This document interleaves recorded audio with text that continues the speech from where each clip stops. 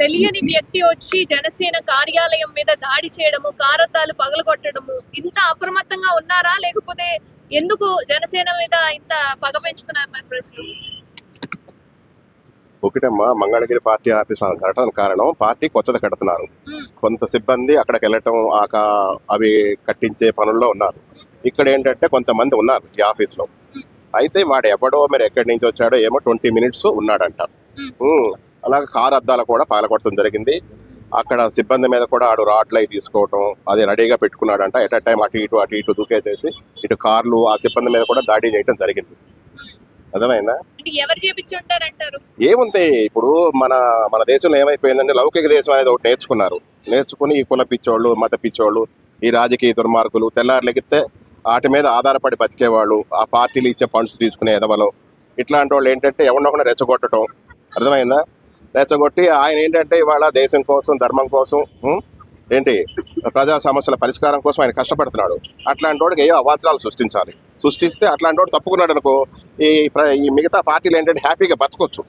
ఎందుకంటే ఒక 10 లక్షలు ఖర్చు పెట్టి కోటి రూపాయలు ఖర్చు పెట్టి 100 కోట్లు సంపాదించుకుని ఈ రాజకీయాల్లోకి వస్తారు. ఈ రాజకీయం అనేది ఏంటంటే ఈ మధ్యన వ్యాపారం అయిపోయింది.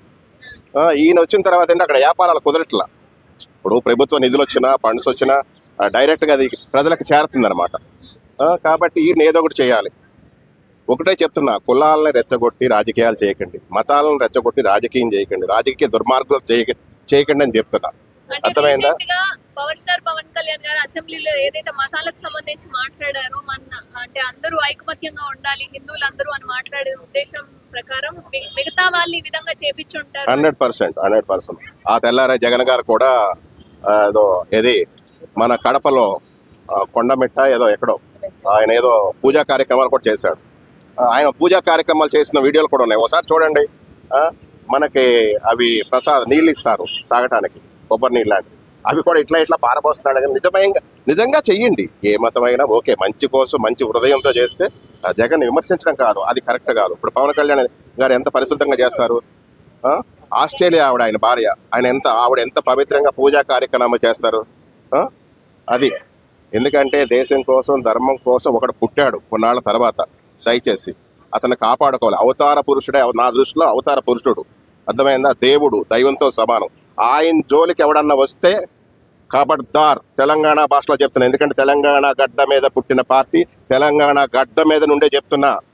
గుర్తుపెట్టుకోండి, ఆడు ఎట్లాంటి రాజకీయ నాయకుడు కాదు, ఎంత తోపైనా సరే వాడ బతుకులు సర్వనాశనం చేస్తాం. అర్థమైందా? ఏంట్రా మీకు దమ్ములు? ఆఫీసుల్లో ఎవరు లేనప్పుడు కార్లు అద్దాలు దాడులు చేయటాలు, వాళ్ళని వెళ్ళి కొట్టేయటాలు, చేసేటాలు, ఎవరినో పంపించి, ఇది కరెక్టా? అలాగే మీ ఆఫీసుల మీదకి మేము రావచ్చా?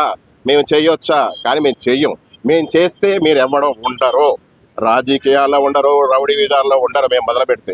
ఎందుకంటే మేము నిజమైన జన సైనికులం, నిజమైన జనసేన పార్టీకి సంబంధించిన వాడిగా నేను చెప్తున్నా. దయచేసి ఇంకెప్పుడు కూడా ఆయనకి, మా దేవుడికి, మా పవన్ కళ్యాణ్ గారికి హాని చేస్తే మాత్రం మీ కుటుంబాలే కాదు, మీ రౌడీ బ్యాచీలే కాదు, మీ కుల బ్యాచీలే కాదు, మీ మత బ్యాచీలే కాదు, మీ ప్రాంత బ్యాచీలే కాదు, ఎవరిని కూడా బ్రతకనివ్వం.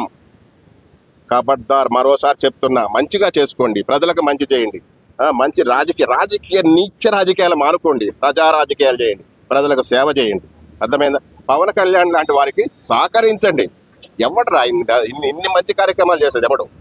సోషల్ మీడియాలో ఏదైనా కారు వస్తే ఆపితే పట్టించుకోకుండా వెళ్ళిపోతారు. ఆయన ప్రతి కారు ఎవరు ఆపినా, అన్న మాకు పవన్ అన్న అంటే మనం చూస్తున్నాం కదా మీడియాలో, పవన్ అన్న మాకు రోడ్లు లేదంటే 24 hours రోడ్లు ఎవడేపిస్తాడు? వారం పట్టవచ్చు, నెల పట్టవచ్చు, మా అయితే ఎవడనేది 24 hours రోడ్డు వేయించే ప్లాన్ చేస్తున్నాడు. ఇమీడియట్లీ నాకు తల్లిదండ్రులు లేదంటే దత్తత తీసుకుంటున్నాడు. అనాథాశ్రమాలకి కోట్ల నిధులు ఇస్తున్నాడు. ఆయన వచ్చే శాలరీ A to Z ప్రజలకు ధర్మం చేస్తున్నారు. ఆయన సొంత సంపాదన మీరు ఎవరైనా ధర్మం చేస్తాడా? ఏ పార్టీ రాజకీయ నాయకుడైనా నేను అడుగుతున్నా. సొంత సంపాదన ఎవడైనా ధర్మం చేసినోడు ఉన్నాడా? రాజకీయాలకు దోసుకోవడానికి వస్తారు, అంతేకాని దోసుకోవడానికి దాచుకోరు. సేవ చేసేయడానికి ఎవడు రాలా. నాకు తెలిసి ఒక్కడే భారతదేశానికైనా, తెలుగు రాష్ట్రాలకైనా నాకు తెలిసిన దేవుడు, అర్థమైందా, అవతార పురుషుడు, దైవంతో సమానం నాకు. అలా అని చెప్పేసి నేను ఆయన దగ్గర ఒక పదవి కానీ, అర్థమైందా, ఒక రూపాయి కానీ ఏనాడు తీసుకోలేదు. ఈ రోజుకి ఆయనకి నాకు కూడా పార్టీ కార్యకర్తగా చెప్తుండగా ఎట్లాంటి సంబంధాలు కూడా లేవు. చెప్తున్నా అంటే అంత ఇదిగా నేను చెప్తున్నానంటే మీరు అర్థం చేసుకోండి. ఏమి ఆశించట్లా, నేను ప్రజలకు సేవ చేస్తున్నాడు ఆయన అంటే అందుకు నాకు ఇష్టం. అలాగే నేను సేవ చేయాలని ఇష్టపడుతున్నా. దయచేసి అలాగే మీరందరూ కూడా ప్రజాసేవ చేయండి, ప్రజలకు సహకరిస్తాం. ఎదవరు మన వ్యక్తిగత స్వార్థాల కోసం ప్రజలను నాశనం చేయొద్దు. అర్థమైందా? ప్రజలను రక్షించడం, ఆ రక్షణ కోసం ఏమైనా చేద్దాం మనం. ఎస్, ఈ దాడికి మెయిన్ రీజన్ ఏంటంటే కూటమి ప్రభుత్వం ఆంధ్రప్రదేశ్ కొన్ని వాగ్దానాలు చేసింది. ఆ వాగ్దానాలు కరెక్ట్గా నెరవేర్చలేదు. ఆల్రెడీ 2 years అయిపోతుంది. దానివల్ల ప్రతీకారంగా ఈ దాడులు జరిగాయని చెప్పొచ్చు. అలాగే వైఎస్ఆర్సీపీ మీద కూడా కొన్ని దాడులు జరిగాయి. అది పాలక పరిపాలన ఖండించకపోవడమే దీనికి కారణమని నేను చెప్పొస్తున్నా. ఎందుకంటే పరిపాలనలో ఉన్న వాళ్ళు ఎవరు దాడులు చేసినా దానికి గమనించి పోలీసు వ్యవస్థను పటిష్టం చేసి శిక్ష వేస్తేనే ఇలాంటి దాడులు తగ్గుతాయి. ఒకరికి ఒకలాగా ఇంకొకరికి ఒకలాగా పరిపాలిస్తే ఇలాంటి దాడులు ఇంకా రిపీట్ అవుతాయి. అది వైఎస్ఆర్సీపీ అవ్వచ్చు, జనసేన అవ్వచ్చు. బట్ పరిపాలన మనం ఏది ప్రామిస్ చేసామో దాన్ని నెరవేర్చాలి. అది ఇంపార్టెంట్. లేకపోతే 100% ఇది రీజన్. ఒక పరిపాలన వ్యవస్థలో ఉన్నప్పుడు పరిపాలన కరెక్ట్గా చేయకపోతేనే ఈ దాడులు జరుగుతాయి. అది వాళ్ళు పరిశీలించుకోవాలి. ఏదో చెప్పడం అని కాదు, వాళ్ళు పరిశీలించుకోవాలి అంతే. ఏం జరగదు, శిక్షిస్తారు. చెప్పలేం వైఎస్ఆర్సీపీ చేశారా లేకపోతే జనసేనలో కూడా కొన్ని డిస్ట్రిబ్యూట్స్ ఉన్నాయి, వాళ్ళకి కూడా పడట్లేదు. సో అది కూడా రీజన్ అవ్వచ్చు. అండ్ తెలుగుదేశానికి జనసేనకు కూడా పడట్లేదు. సో అది కూడా రీజనే. ఇక్కడ వైఎస్ఆర్సీపీ వాళ్ళ మీద తోయడం అనేది కరెక్ట్ కాదు. బట్ అది ఎవరైనాది తేల్చి శిక్షించడం అనేది కరెక్ట్.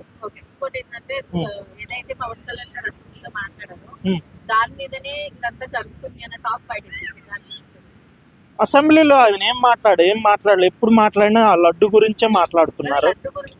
ఎస్, అది నాన్ సెన్స్. ఇన్ని రోజులు అది ఆల్రెడీ కేసు వేశారు. కేసు క్లియర్ చిట్ ఇచ్చేసింది supreme court. Tirupati laddu non sense కాదు. ఆ టాపిక్ క్లియర్ అయిపోయినా కూడా దాని గురించి మాట్లాడడం అనేది నాన్ సెన్స్. వైఎస్ఆర్సీపీ వాళ్ళు రెచ్చగొట్టట్లేదు. వీళ్ళు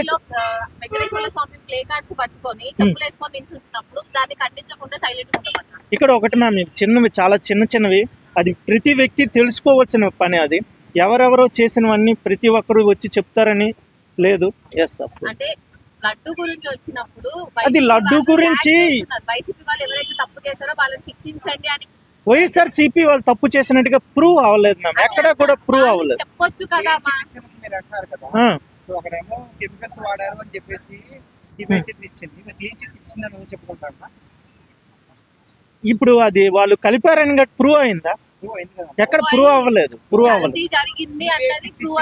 ఇంకోటి ఇప్పుడు మన ఇంట్లో తప్పు చేసామా ఒప్పు చేసామని మనమే దాన్ని చీకొట్టుకుంటున్నాం. తిరుపతికి ఒక మంచి నేమ్ ఉంది ఇండియా లెవెల్లో, వరల్డ్ లెవెల్లో. ఆ నేమ్ను మనమే తగ్గించుకుంటున్నాం. అది ఏదైనా ఎవరు చేయలేదు మ్యామ్. అది తప్పది. అది ఆరోపణ మాత్రమే. అది ఇంకా ప్రూవ్ కల్తీ జరగలేదు. అది ఇంకా అది ప్రూవ్ అవ్వలేదు. ఏమని చెప్పారు? వైవి సుబ్బారెడ్డి కల్తీ జరగలేదు. Hello, listen. వాళ్ళ సొంత ఇంటి నుంచి పాలు తెచ్చి నెయ్యి తెచ్చి ఎవరు వండట్లేదు. ఈ మిల్క్ ప్రొడక్ట్స్ అనేవి రైతుల నుంచి వస్తాయి, బిజినెస్ మ్యాన్ల నుంచి వస్తాయి. దాని నుంచి వస్తుంది. ఈ తప్పు చేసింది అనేది ఒక్కరి వల్ల జరగదు. ఇప్పుడు మనం ఒక ప్రోడక్ట్ బయట కొన్నామంటే అది మనం కొని తెచ్చిన వాడి తప్పు కాదు. అది ఎవడు కల్తీ చెక్ చేశారు. టీటీ చైర్మన్ గా ఉండి ఆయన ఒక వ్యవస్థ ఉంటుంది, ఆ వ్యవస్థ తప్పు చేయాలి. వ్యవస్థకి శిక్షించడం తప్పు లేదు. డైరెక్ట్ గా ఇప్పుడు ఇక్కడ మన హైదరాబాద్ లో ఒక పర్సన్, ఇప్పుడు ఫర్ ఎగ్జాంపుల్ జనసేన ఒక ఎమ్మెల్యే రీసెంట్ గా ఒక ఆరోపణ ఎదుర్కొంటున్నాడు. ఆయన తప్పు చేశారని పవన్ కళ్యాణ్ జైలు బెటర్ కదా. అవునండి, పవన్ కళ్యాణ్ గారు తప్పు జరిగింది అక్కడ ప్రశ్నించండి అని చెప్పి అందరి కూటమిలో ఉన్న వాళ్ళ నాయకులు అందరికీ చెప్పాడు. మరి జగన్ ఎందుకు తప్పు జరిగింది అక్కడ జరిగింది తప్పు, దాన్ని ఎవరు తప్పు ఇప్పటికీ జరగలేదు. మీరు తప్పు ప్రూవ్ చేయొద్దు, ఓకేనా? తప్పు అయితే జరగలేదు. మరి ఎందుకు వాళ్ళు అంటున్నారు ఎవరు తప్పు జరిగితే వాళ్ళకి శిక్షించాలి అని ఎందుకు జగన్ మాట్లాడట్లేదు? ఏంటి జగన్ ఎందుకు? ఎప్పుడో చెప్పారు. జగన్ ఇప్పుడే కాదు, జగన్మోహన్ రెడ్డి తండ్రి కూడా అన్నాడు, నా కొడుకే తప్పు చేస్తే ఉరి కూడా తీయడానికి నేను యాక్సెప్ట్ చేస్తాను. ఈవెన్ జగన్మోహన్ రెడ్డి కూడా ఎన్నిసార్లు అన్నాడు, తప్పు చేసిన వాళ్ళు శిక్షించండి. ఇప్పుడు అసలు జగన్మోహన్ రెడ్డి ఇంతవరకు దాని గురించి మాటలు కూడా ఆడలేదు. ఏదో 1 or 2 times ఏందో వీళ్ళు ఎట్లా మాట్లాడుతున్నారు అన్నారే గానీ ప్రభుత్వంలో ఎవరు మాట్లాడినా జగన్ గారు మాట్లాడితే అది గుర్తుపెట్టుకోండి. ఇంకోటి ఏంటంటే వాళ్ళకి ఎలాంటి రైట్స్ లేవు, మాట్లాడట్లేదు అని మీరు అంటున్నారు. మరి ప్లే కార్డులు పట్టుకొని అసెంబ్లీలో చెప్పులు వేసుకొని వెంకటేశ్వర స్వామి ప్లే కార్డులు పట్టుకొని ఇచ్చడం ఎంతవరకు కరెక్ట్? చెప్పులు వేసుకొని మన చెప్పులు వేసుకొని ప్లే కార్డు పట్టుకోకూడదా? అది దేవుడిది, వెంకటేశ్వర స్వామి. వెంకటేశ్వర స్వామి ఫోటో పట్టుకొని చెప్పులు వేసుకుంటే వాట్ ఈస్ ప్రాబ్లం? అసెంబ్లీలోకి ఎందుకెళ్ళాలి? అసెంబ్లీకి ఎందుకు దేవుడిది తీసుకెళ్ళాలి? మనం దేవుడు చెప్పులు వేసుకొని గుళ్ళోకి వెళ్తామా? చెప్పులు వేసుకొని గుడి వేరు అసెంబ్లీ వేరు కదా. దట్ ఈస్ అయ్యో. చేతిలో దేవుడి ఫోటో ఉన్నప్పుడు మనం కాళ్ళకి చెప్పులు వేసుకొని ఉండడం కరెక్ట్ అంటారా? నాకు తెలిసి ఎవరి ఒపీనియన్ వాళ్ళు. Yes that's okay